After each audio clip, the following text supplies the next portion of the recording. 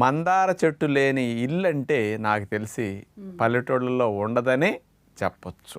ఆ మందార ఆకులు, ఆ మందార పువ్వులు అందరి జుట్టు పాలిటే ఒక వరం అని చెప్పొచ్చు. చాలామంది మందార పువ్వులు, మందార ఆకులు ఏదో రసాలు తీసి పెడుతుంటే ఏదో పిచ్చి జనాలు ఏది పెడితే అది పుస్తే వస్తాయి అనుకునేవాడిని నేను కూడా. కానీ ఏంటి ఇంతంతమంది మందార మందార మందార ఎవరి నోటిన్నా మందార అంటున్నారని, దాన్ని అసలు సైంటిఫిక్ స్టడీస్ ఏమైనా ఉన్నాయా, ఎవరైనా చేశారా అని వెరిఫై చేసాం. 40 పరిశోధన పత్రాల యొక్క సారాంశాన్ని అమెరికా దేశం వారు 2015 సంవత్సరంలో రట్గర్స్ యూనివర్సిటీ USA వారు వాళ్ళు ఇచ్చినవి.